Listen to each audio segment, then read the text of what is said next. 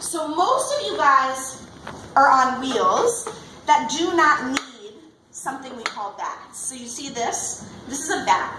It can go on wheels. For people that make lots of work, it's nice for them to be able to throw on this, lift it up, and put a new one down and just keep going, so they don't have to worry about the whole wiring off process, which I'll go through with you guys. And sort of it allows for a quicker process. This wheel has pins that are stuck on it, so that's why we will be using a bat on here. But for the most part, your guys' wheels don't have that. Our wheels, they're tools. These are like machines. They have engines, they are powerful. You're using a pedal as if you're like driving a car. So we all want to keep in mind that we want to be careful with these. They're powerful, they're strong, they can go fast. So we want to know that we're using a tool and that we all should be really careful while we work. Now, the idea with clay on the wheel is getting it centered.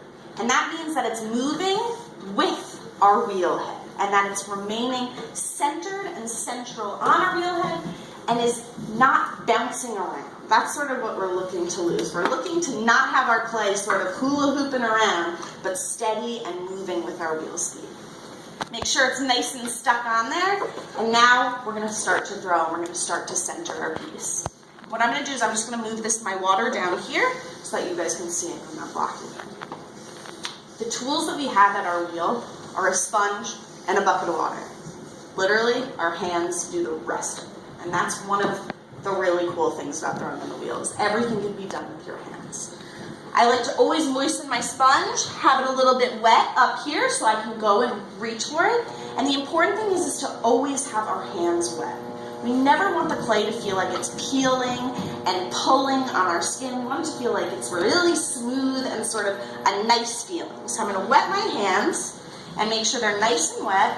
And I'm going to place my hands on my mound of clay.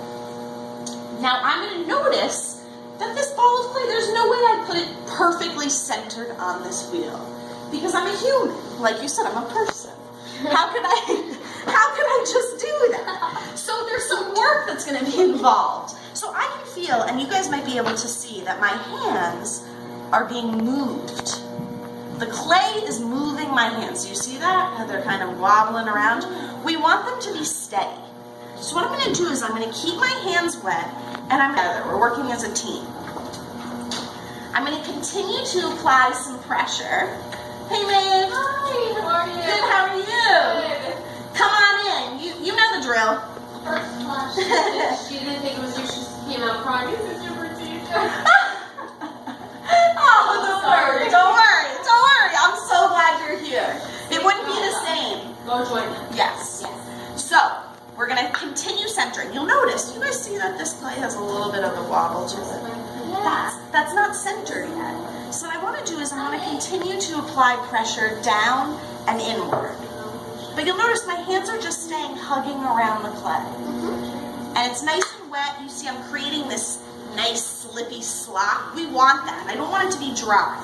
And you'll see that my clay has started to remain more centered on the wheel. Do you see it has less of a wobble? It's sort of going with the wheel head and staying nice and centered. Once we've gotten our clay centered, we're at the point where we can start to open it up. And that means we're basically putting a hole in it for us to then create our form.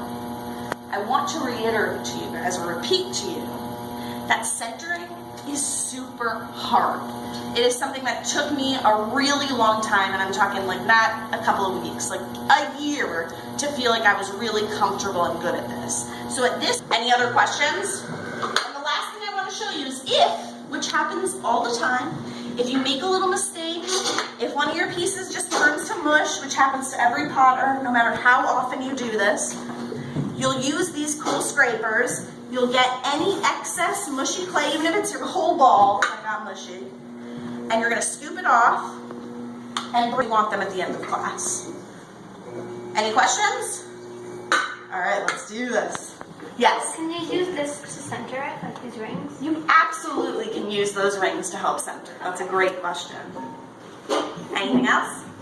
You ready? You ready? All right.